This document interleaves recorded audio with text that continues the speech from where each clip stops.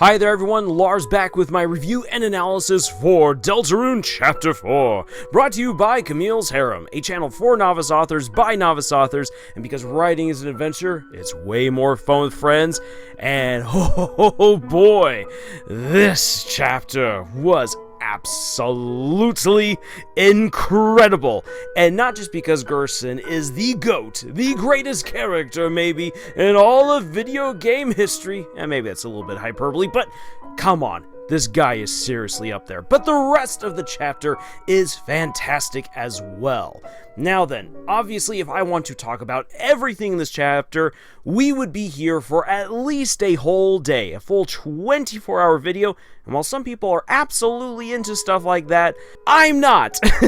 So instead, I am going to break this video down into the most important events of the chapter, and then start talking about the themes of this chapter and how we see the characters changing, and then also get a little bit into some of the theory crafting, as well as point out some stuff that will probably be really big going into Chapter 5. All of this leading up to my cruisy analysis video. Oh yeah, we are finally getting there. The end is in sight. So, without any further ado, let's dive into this. We begin this chapter right where we left off, quite literally with Kris and Susie sealing the fountain, and then Kris sleeping way too late in and missing the most freshest of morning pancakes. Dang it, if you missed those morning pancakes, that is a sucky thing, but luckily Toriel has left some pancakes out for them. However, soon they are whisked off with Susie to church. Now, of course, you can explore a whole lot of things outside of church, but the church experience itself is a rather special one because Kris and Susie share a really awesome bonding moment. Anyone who's ever been raised within a religious organization will know that there are just some Sundays that you're just not feeling it, or whatever religious holiday or day that you particularly observe, and you're just like, oh man, I wish I could just spend some time with a friend, someone who would understand my pain. Kris and Susie have that beautiful moment in the back where they're just slapping stickers all over each other, and then they begin to use their time in church to gather clues. We have to figure out who knows what happened to Undyne, if anyone knows, and does anyone know how we can get into the shelter in order to rescue Undyne, because the knight went skedaddling off with her, and no one knows, or at least our main heroes have no clue, what is going to happen to her. What Kris quickly learns after some juice shenanigans, which is obviously the most important part of the whole chapter, I mean, let's just be honest here. After the juice shenanigans and walking around talking with other people, Kris learns that Mayor Holiday might just have the code to get into the shelter over at her house, which means that the friends must now convince Noelle, which is not a difficult thing at all where Susie's involved, to allow them into the manor for a study session, so that way they can sneak around and grab the code. Well, as Noelle goes off to get things ready, Kris and Susie can run around town, learn a bunch of stuff, talk with people, find out about, oh, poor Pizza Pants. Oh, this guy is absolutely hopeless. Or go over to the Dark World, meet all of the friends that they've made, help Tenna find a new home, and all this great stuff. When it's time for Kris and Susie to meet Noelle over at her place, and the study session gets underway, it quickly becomes anything other than a study session, as Susie now has a chance to get to know Noelle, get to really become friends with her, which is something that Susie's wanted ever since Noelle first gave her a candy cane pencil, which, as she learned much to her chagrin, does not taste like an actual candy cane. Meanwhile, Kris is supposed to go looking for the code, but then Kris does something very suspicious and rips the player soul right on out, and then proceeds to chug milk chocolate like it's heavily expired apple cider. Well, then the player can move around in the ventilation system and learn all kinds of crazy things, like Asgore's got a dark crystal, Susie and Noelle are spending all this amazing time together talking about horror movies, family, all kinds of things, and forming a real bond while Kris is playing the piano? holy cow, things are really taking some interesting turns. And then you also have the Gaster noises and themes playing out in the holiday basement. That's really ominous. And then, sneak into Des's old room to steal the code, where there you have a little mini game trying to go up against Kris and sound the alarm and basically bring this whole code saving shenanigans to an end, so that way you can get the code, and Susie gets it by swiping Des's guitar. But all of the merriment, all of the fun, all the games come to an end when Mayor Holiday arrives on the scene and throws Susie out, but not before Susie says that she is taking Noelle to the festival tomorrow. After Birdley's also said that he's going to take Noelle to the festival tomorrow. After Mayor Holiday wants you, Kris, to take Noelle to the festival tomorrow. Oh my, things are getting quite convoluted now, aren't they? Well, things get even more convoluted when the friends go on over to the church and find that there's a new dark world that's been opened up. Toriel was supposed to go to choir practice. What if the Roaring Night is after Toriel? Little do they realize, or at least little does Susie realize, that all the events of the previous chapter was actually just to catch Undyne. And this should make us think, what's actually really going on here at the church? The heroes don't know, or at least Susie doesn't know, because it becomes quite clear that Kris is in cahoots with Mayor Holiday, with Carol, and she also seems to be in league with the Knight.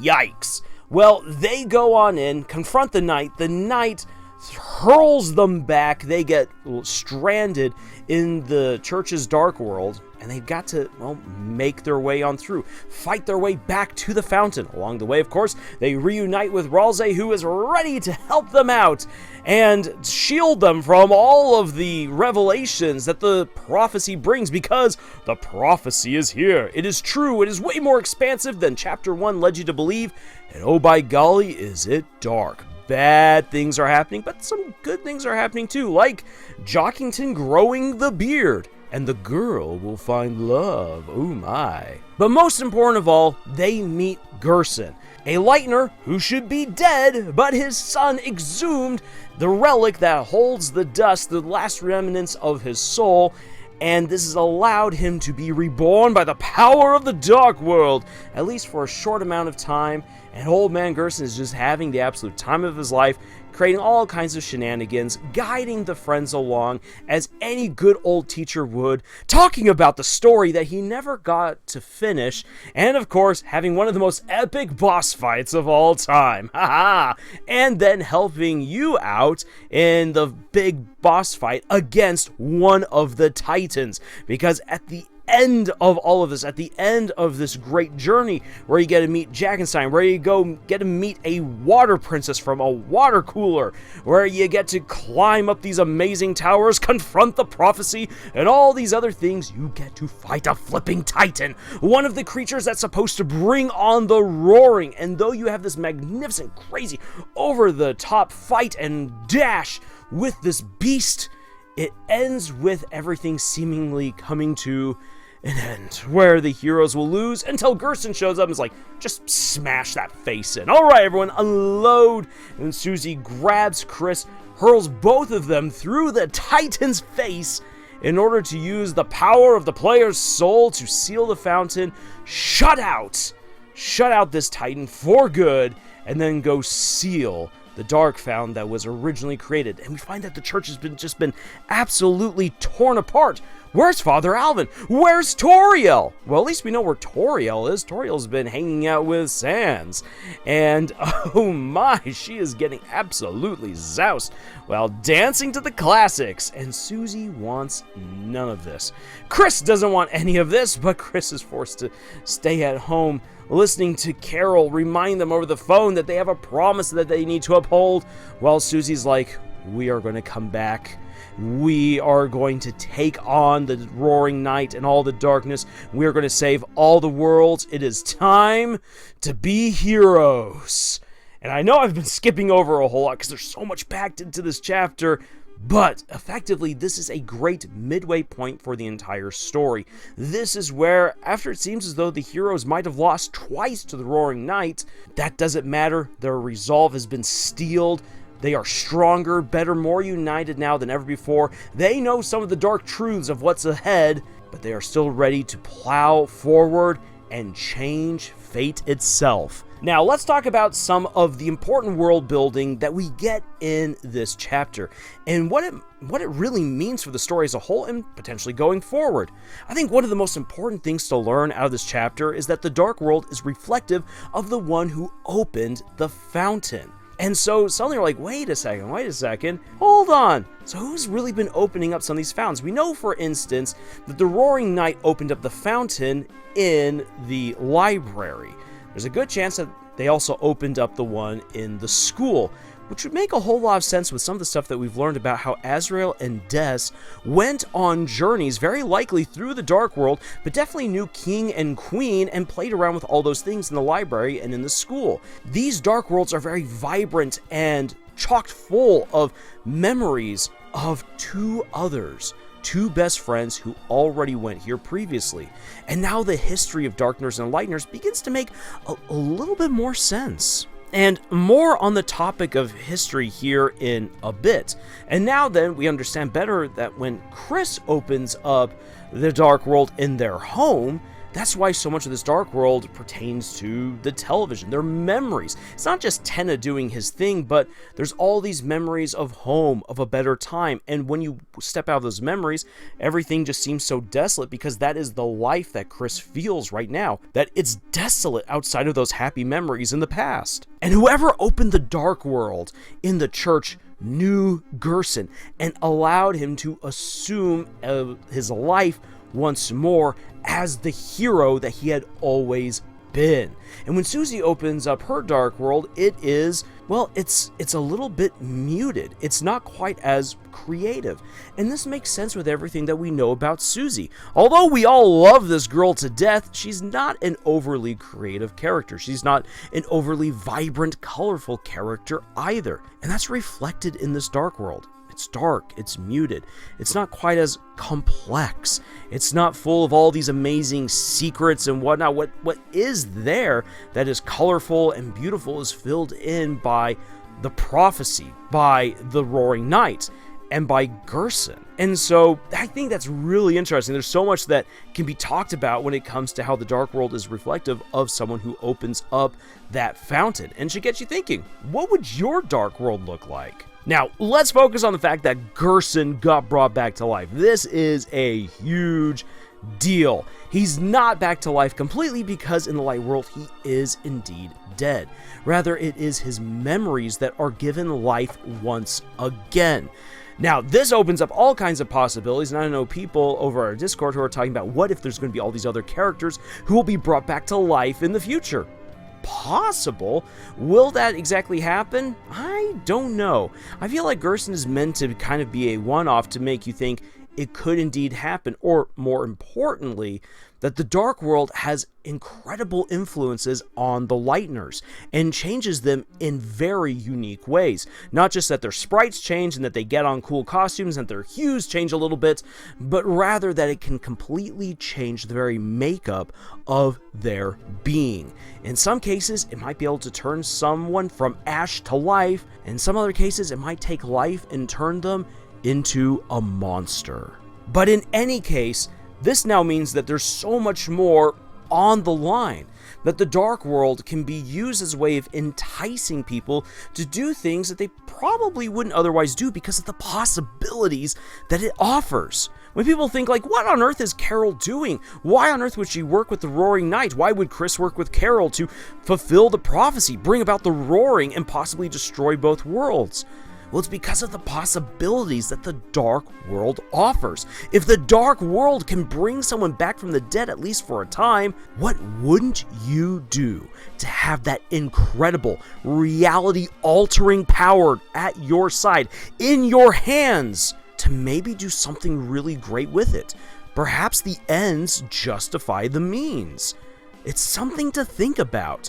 The fact that Gerson comes back, at least for a time, tells you just how important and powerful the Dark World is. The next bit of world building to consider is that it takes 2 fountains to create a Titan. And while that was a serious gambit used by the Roaring Knight to stall the heroes, this means that it's something that can now be utilized multiple times against them. Imagine if you had to fight Titans again and again and again. But beyond that, I think we begin to understand maybe a bit better about really what's going on here with all these different dark worlds and why it becomes so imperative to close out these dark worlds.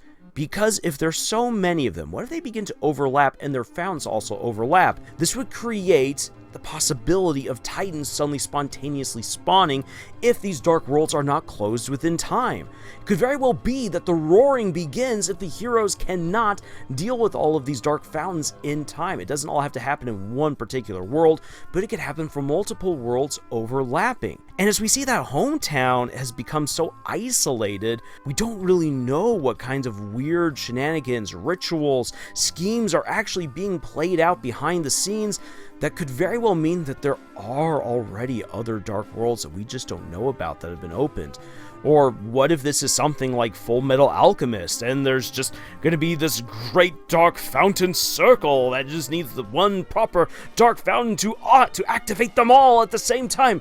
Who really knows? But the fact that we now understand what it takes to create a Titan should help us to better understand the dangers that the heroes are up against. Not just that the Titans are so freaking hard to bring down, and that was just one Titan, and it was a young Titan, and it brought all these other things with it, and it was spawning, and it was so hard to bring down. They needed Gerson in order to shatter the mask to give Kris and Susie a chance to jump through its face. Obviously, now they know that trick, so that way they'll be able to defeat Titans a whole lot quicker in the future.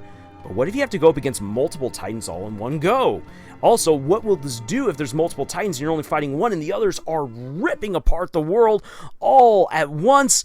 Holy cow, this foreshadows what could happen should the heroes fail. Now, another element of the world building that has not been getting enough attention, at least in my opinion, is the hometown drama. Do not, as a writer, underestimate what society means in terms of world building. Most times when people think of world building, they're thinking about, I will add a mountain here, I will have a river here, there will be this crazy religion over here, there will be this kingdom over here. And while that is all, of course, important to the world building with the magic systems, the sciences, the economies, all these things, seeing those things put into practice is way more interesting. World building made practical is a whole lot more fun. And hometown is full of it. Holy cow. Within this chapter, we come to understand just how prevalent the religion around the angel is. Almost everyone is there. And those who aren't there, well, yeah, like Caddy, this makes sense. She's a little bit of an outcast. Might explain why she has gotten so much into the weird stuff that she has. Also remember that Kris was kind of seen as an outsider because they stopped coming to church. Susie hasn't gone to church. Then again, an outcast. So if you're not going to church, you're considered an outcast. Asgore's not been going to church, which helps to make him an outcast, even though he was at one point the town darling and hero. And we've seen just how far he's fallen from hero to the guy scrubbing the backs of toilets over at the Holiday Manor. We also come to understand how Mayor Holiday holds the entire town in the frozen clutches of her iron fists. Yeah, yikes. It's not just the Holiday family which is under just the severe anxiety of dealing with such a domineering woman. It's basically the entire town. Meanwhile, Toriel is creating an all-new scandal, not just because of what's been going on with Asgore, and Asgore has not been helping that out whatsoever, but if anyone finds out that Toriel's been hanging out with Sans, people are going to start talking that she's been having an affair with the new guy who just moved into town and set up shop. Yikes! That's just going to make Kris's life more miserable, and it's going to make Toriel's life more miserable, and Asgore on top of that, which is going to just make poor old Rudy, who's hanging out in his bed over at the hospital, just be like, Why does my life suck so much? I just need to get out of this bed and fix things already. But sorry, my dear friend Rudy, you just can't, because this is small town stuff, and small town politics mean that once the drama gets rolling, that's really all anyone can focus on. And one of the things that we also get within this chapter, of course, is that other people's lives are moving on as well. We see that Snowy is actually dealing with some serious personal loss as well. We see that Pizza Pants is getting the runaround from Braddy and from his coworker, and that his heart has already been broken once in this latest episode. It's going to be broken again in chapter 5, which is just seriously depressing. We've got all of these rivalries around town, and it just seems as though Hometown is actually tearing itself apart through the drama. This place is not getting along within itself. As a result, with all of the tension, the mistrust, the anxiety, the plotting, the scheming, the affairs, all of it, this place is ripe to get torn apart because no one other than Kris or Susie are paying attention to all of the horrible warning signs that disaster is on their doorstep. For crying out loud, Alfie's like, well, where's Officer Undyne? And Napstablook is like, well, Undyne's not here. I guess I'm just going to hang out here on the road and get run over. Meanwhile, everyone else is kind of blissfully unaware or blissfully ignoring the fact that one of the most rambunctious, loud individuals in Hometown, who's just everywhere seemingly all at once, is now gone. And on top of that, if you go looking about like the shelter, everyone's like, we shall not talk about the shelter. We shall not talk about the shelter. Oh no.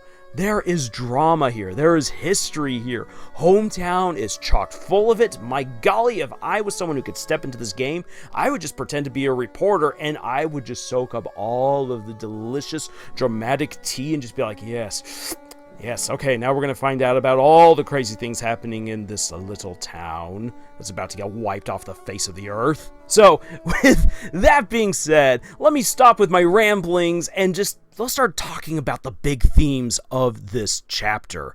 I think, bringing up the whole drama bit, it's important to talk about how this chapter addresses the value of the past. And when I say the value of the past, I mean that you can't fully understand the present without understanding what came before.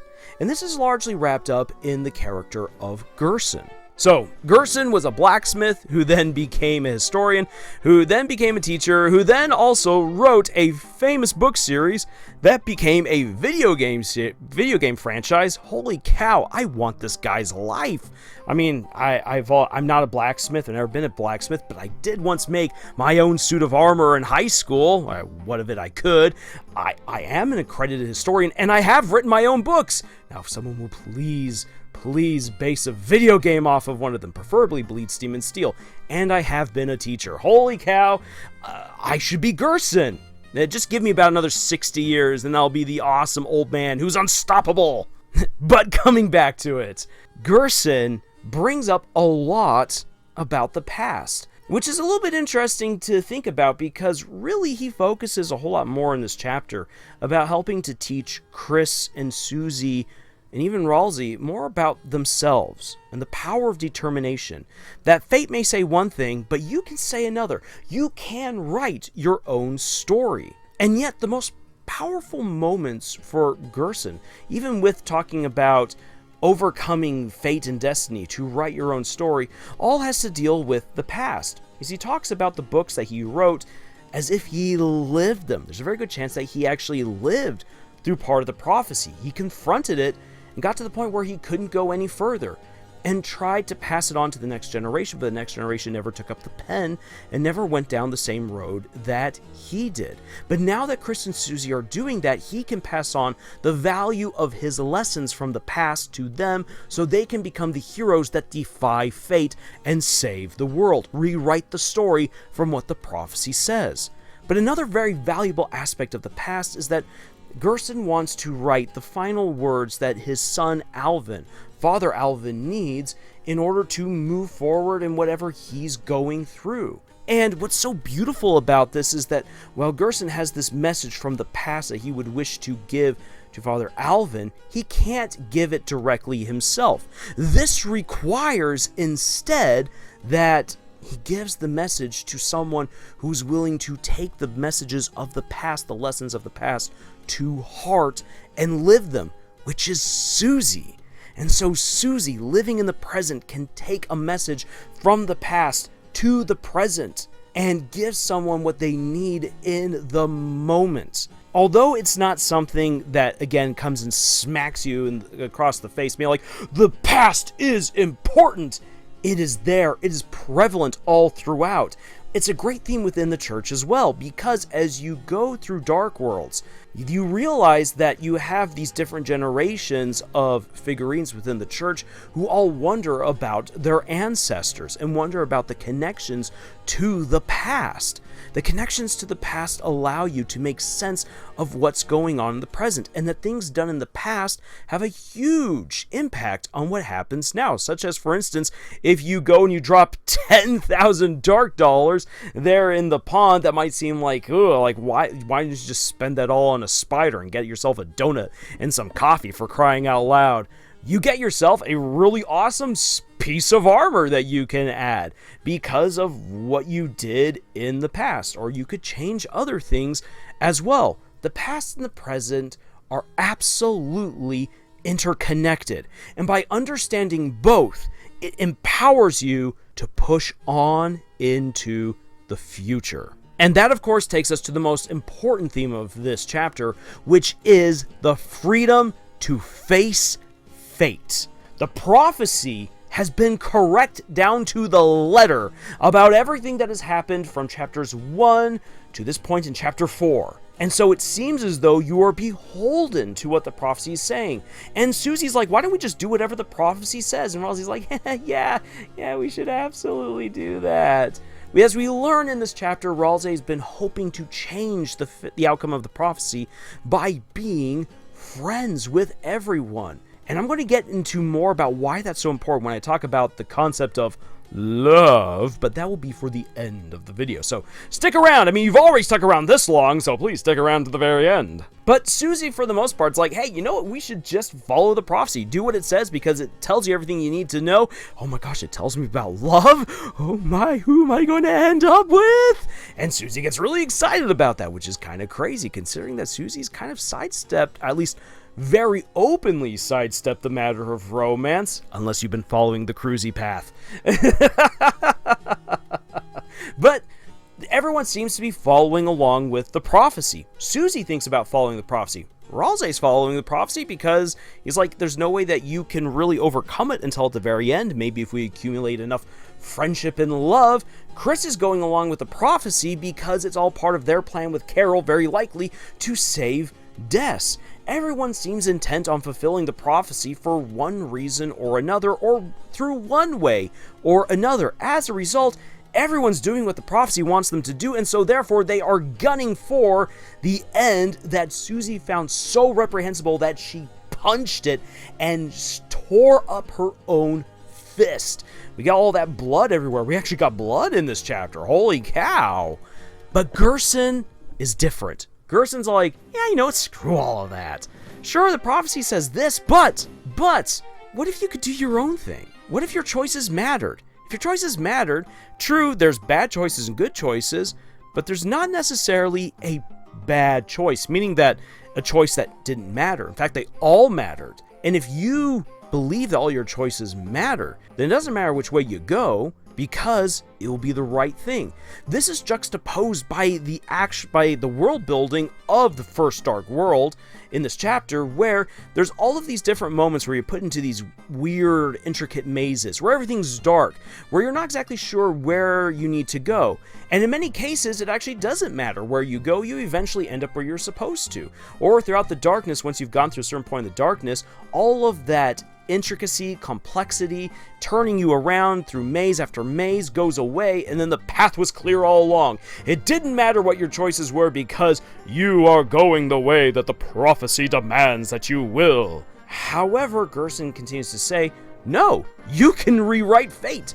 You have the ink in your hands that you can then splash across the page and write your story. It does involve a certain amount of power, But more importantly than power, it is the power of your spirit. Not your fighting potential, but rather, what do you want? If you do the Gerson optional battle, he asks Susie, what do you want? Susie's like, I just want the good times to roll on forever. Gerson's like, great, then do it. Show me that you can do it. It's when you face off against all the obstacles in this world. A Titan, you shouldn't be able to defeat a Titan, but you did. And you came up with a way to do it. Susie continued to be an out-of-the-box thinker, continued to have a big smile on your face even when things are the absolute worst and darkest, continued to move on with that dream in your heart and before your eyes, and rewrite your fate. I can't tell you how to do it. I never got that far, but I believe that you can. And I only am here now, sticking it out beyond death, because I believe that you can do it. And Susie takes that lesson to heart and pushes forward, which is why, despite the fact that Chapter 4, even after defeating the Titan, it seems to have a very depressing end, because it seems like the Roaring Knight has yet again won. They've eluded you. Who knows what they've done? Has Father Alvin actually been kidnapped? We don't know. Something bad's going on. We don't even know the full extent of what's happening. And they're still obviously without the code. Undyne is in the shelter. Time is running out. Even though they defeated a Titan, it seems as though they've still lost. And yet Susie can, in the midst of all this darkness, where the rain fell, where in this other place where the emotions are, where the loss is, in the midst of all that, Susie's able to say, we're going to press forward and we are going to alter fate. And that's what Gerson wants to see, because if you have that kind of passion in you, you're able to confront everything that fate throws your way, the way that fate funnels you along one path, no matter what you choose. But how you decide to face it changes everything and gives you the power potentially to rewrite that one word, that one sentence, maybe even that one letter there on the page that suddenly alters the whole story. Now, of course, this leads me again just talking about Gerson, who's the absolute GOAT. Man, what else is there to say about Gerson? I am now very much convinced after playing through this game again that yes, this guy absolutely went to the Dark World previously. Do we have much evidence to really confirm that beyond just the story of the Lord's Hammer? Well, that's going to be a topic for another video. I know I'm doing plugins for future videos, but again, I can't put all of that here into this video. Otherwise, we would be here for a full 24 hours. But again, Gerson is just so awesome. Not just for his energy and his fighting capability and lighting a fire within Susie to press on ahead and be the hero, but Gerson as the proper teacher that he is. And as this person that Father Alvin's all like, oh, poor Alfie, she has to fill such large shoes, we now understand why. Alfie has a hard time teaching in her own class. Gerson is amazing because he helps Kris, Ralsei, and Susie to teach themselves. And this is something that has aggravated me a lot whenever people are like, yeah, Gerson he says this, which obviously means like he doesn't know.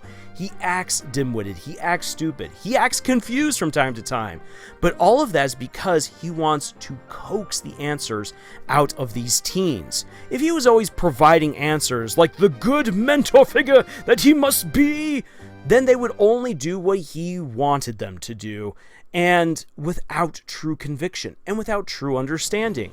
Instead, what Gerson does a lot in this chapter is that he presents situations, he presents questions, he presents opportunities. And what the characters do with those opportunities, with those questions, how they answer them, is what allows them to learn and grow and become who they are needed to be. Gerson is the best kind of mentor because he opens up the doors and invites them to go through and learn for themselves. Only a handful of times does he directly teach them a very valuable lesson, but otherwise, he just facilitates the environment and the opportunity for them to teach themselves. And that is a higher level of teaching. That's something that even many amazing teachers that I have known struggle to get to that particular level because it requires you to have actually a real force of charisma, real control over the situation, and an understanding of your pupils. Gerson, at a glance, already begins to know these characters. And it's true, Gerson probably did know Kris at some point. Gerson probably recognizes Ralsei to some degree, but Gerson's never known Susie before. And yet, Gerson is able to immediately become the mentor that she needs. This guy is absolutely amazing. And let's be honest, the guy has also got a killer soundtrack.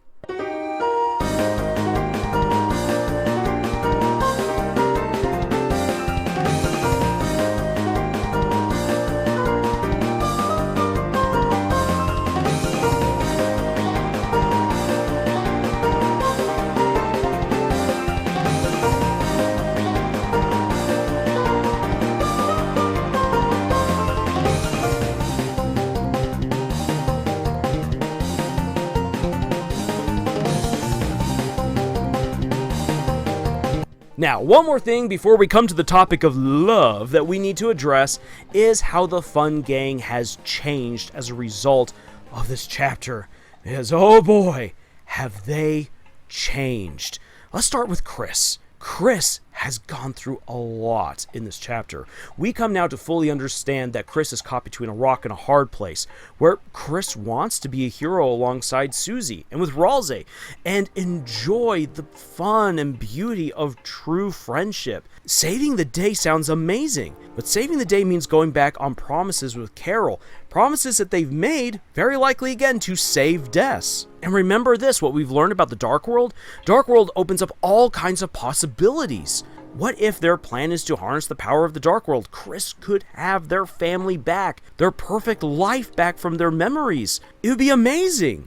But that would mean betraying the trust that Susie's put into them and all the adventures that they've gone on with Susie. Kris is truly caught between just two awful choices. One of which looks really good, which is going the route with Susie, but then that means sacrificing something very precious to them from their past.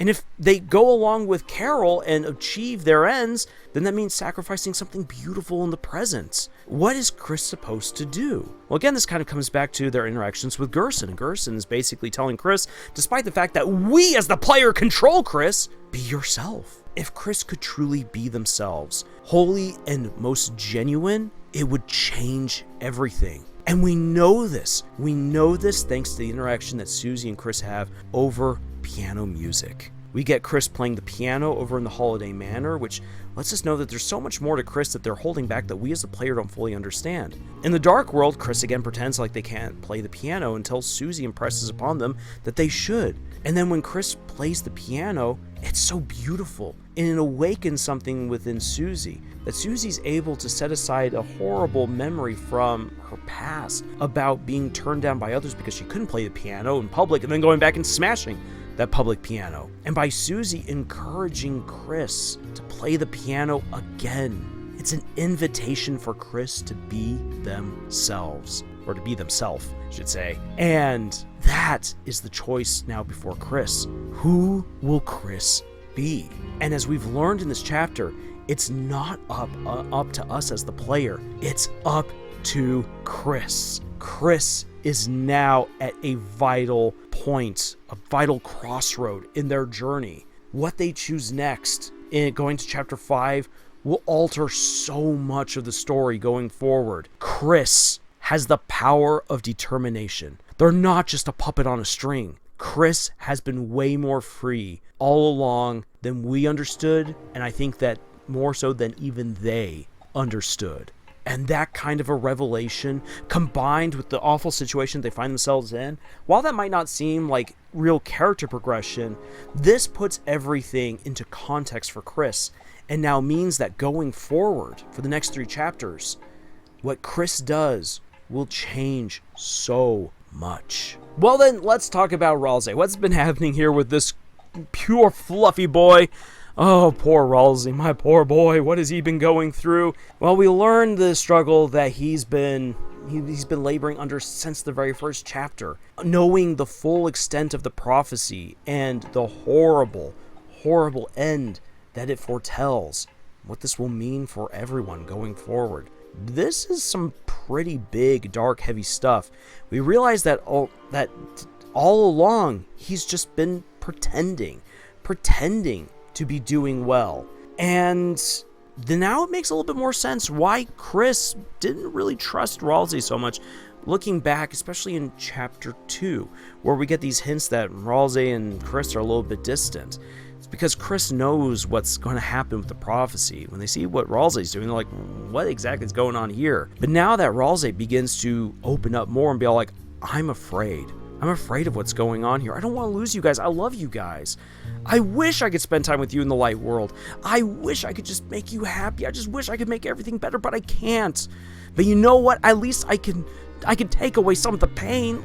Just let me do that. That's what Ralsei's doing, and it's so heartbreaking because it's self-sacrificing without actually doing anything good for the other people. When Susie and Kris help to encourage Ralsei to, you know what, accept how difficult it is to be in this position, endure the pain with your friends, go on this journey with them, choose to be yourself. Much like Kris, Ralsei's put into a situation where it's like, I can choose who I want to be. I can choose how I want to act. And Ralsei has now learned far more what friendship means. That friendship isn't always about being happy, but that friendship is about sharing everything with the other person or with the other people, including the worst of what you're going through. Because by sharing the load, things become far more possible than ever before. And we get some beautiful representations of that here in this chapter. On top of that, we also see Ralsei embracing violence against the Titan. Ralsei does something that we've not seen before, where he's like, I will choose to fight. He's the one who encourages it. He's the one who practically helps lead the way at one point. He leads the charge almost, even though I know he's at the back, but he's the one who's like, no, we will press forward. We will fight. We must carry on. That is great character growth, because he would never have done that in chapter 1, not in chapter 2, not even in chapter 3. But here, he does it. He does it because he hopes to save everyone. So this means that Ralsei is capable of doing incredible things, even going against maybe his better nature or against his better judgment, if it means helping his friends. This is what it means for Ralsei to choose for himself. This is what it means for Ralsei to really know who he is. And that's why this chapter is just, it's so awesome. It's so amazing.